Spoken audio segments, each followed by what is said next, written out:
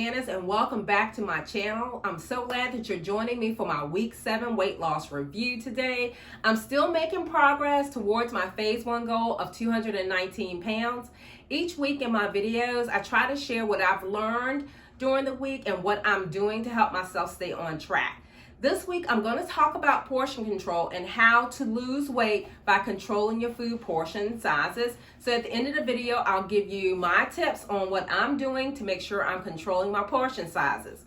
Now, we all know that we have to focus on eating the right portion sizes, but oftentimes we fall short because we're used to eating larger portions and not even realizing it. So in this video, I'm going to review some facts on the steady increase in weight in the United States since 2000 to 2018. And I'm also compare portion sizes from 20 years ago versus portion sizes today, so you can really see like how things have changed and how that may be impacting the increased weight of the United States and people like me over the last 20 years.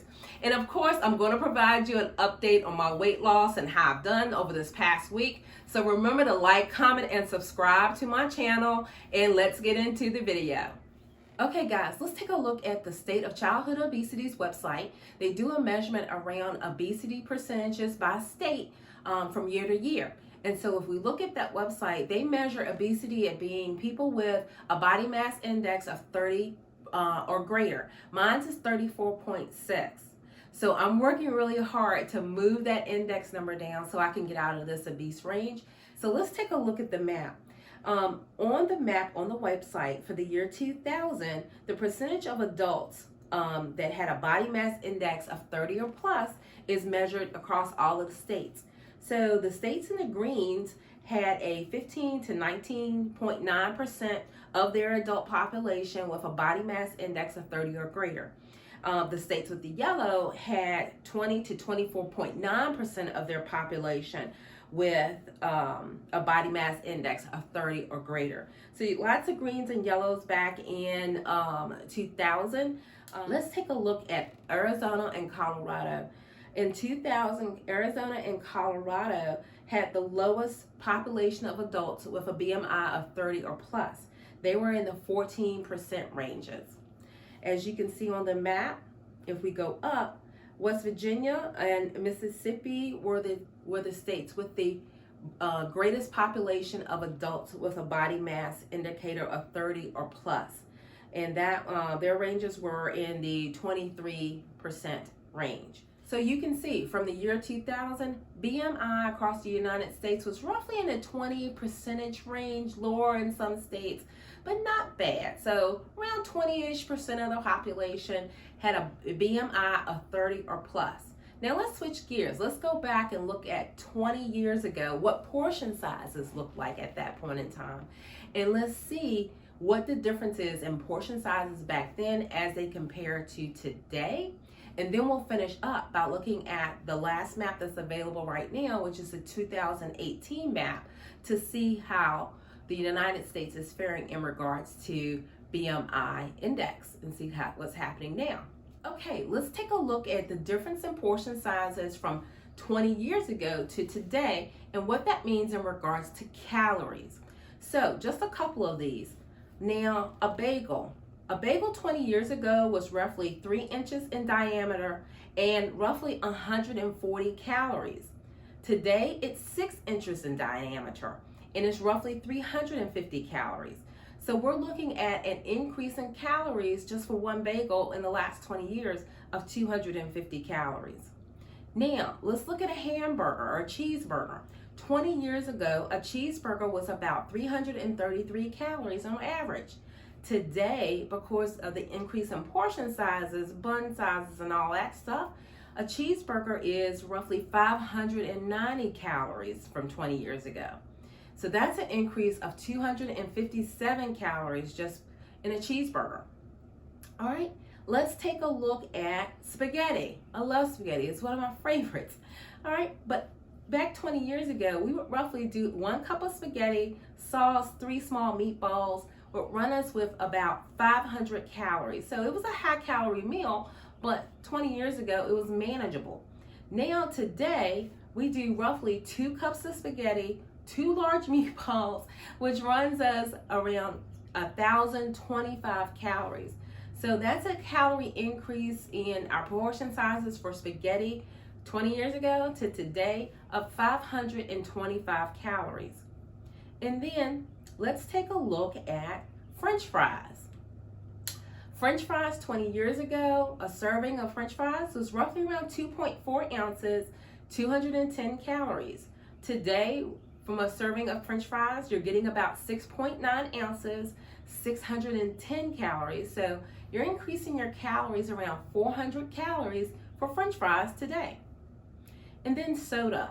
Soda was roughly, the old sodas in the old soda glass bottles were roughly 6.5 ounces 20 years ago, 85 calories, versus today with the 20-ounce bottles that we get, that's if you don't get the diet versions, of course, 250 calories is what you're looking at in regards to soda. So that's a difference of 165 calories. So you can see how portion sizes have really changed over the last 20 years. Wow, we can really see a difference in the 2018 map as compared to the 2000 map. Okay, let's take a look at the map. You can see that the states have changed dramatically in regards to the percentage of the population that has a BMI of 30 or plus. Now we're moving into purples, oranges, and red colors. Purple being the highest measurement with 35% of the population or greater with a BMI of 30 or plus. And then we have other states in the red ranges and in the orange range, which is 25% or more with the population with a BMI index of 30 plus. So let's take a look at the numbers for states. West Virginia and Mississippi are in that 39% back in 2018. 39% of the population was registering with a BMI of 30 plus. All right, let's look at the states with the lowest, and that is Colorado, the District of Columbia, and Hawaii. So roughly 24% of the adult population in those states have a BMI of 30 plus. Wow, there's considerable differences from 2000 to 2018 in regards to the population percentage with a BMI index of greater than 30. So, there's a lot of things that can contribute to this. I talked about portions today, but there's other things that are at play in this. We eat out more. We eat from restaurants a lot more, and so we're taking in a lot more calories at restaurants. We are covering the tables with appetizers, the drink before, the entree, and dessert, which we generally don't do at home as often, but we do eat more when we go out for restaurants. Also at home, we've gotten kind of used to what portion sizes look like in restaurants and around us. And so we're starting to adapt some of those portion habits as we cook and prepare meals for our family. So we may find ourselves covering our plate with food as opposed to thinking about the right portion size that should be applied to the place based on what you're eating. And plus our lifestyles have changed. So back then we probably were a lot more physically active, and a lot more of us worked outside in different industries and things. And now we all have a little bit more of those desk type of jobs, and so we're sitting and we're stationary the majority of the day, and so we're getting less physical activity in as well. So guys, let me share with you 6 tips that I've been doing to make sure that I'm trying to control the portions of the foods that I eat every day. Number 1 is plan your meals. So really give some thought to what meals you're going to do. Some people like to meal plan, but it's not always necessary to meal plan. But take time, at least at the beginning of the day, before you get into the motion of cooking, of planning what your meal is going to be and what that means in regards to portions for you. In this example, I made a salad, and I made the salad the largest portion on my plate.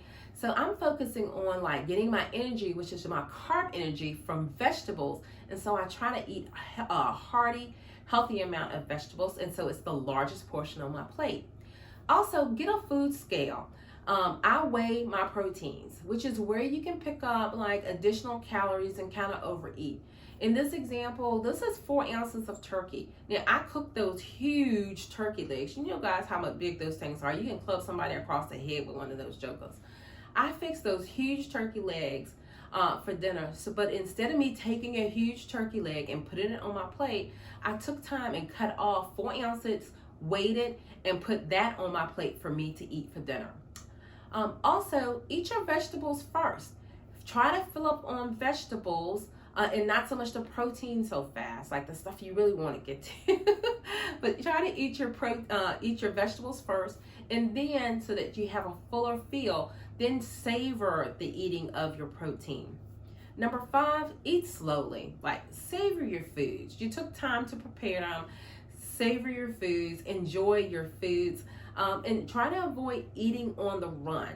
Take time to sit down at the table with your family, have a conversation, and enjoy the mealtime and meal eating. And last, don't go back for seconds. So those are my tips that I have in regards to helping you control your portions. So let's get into this week's results. I am weighing 225 pounds even today. So that's about a half a pound weight loss from the last week. Not a big weight loss, but I'm taking it as a win because it is a weight loss. So until next week, which I always upload every week, make sure you like, comment, and subscribe to my channel. And thanks for spending time with me today, and have a blessed day, guys.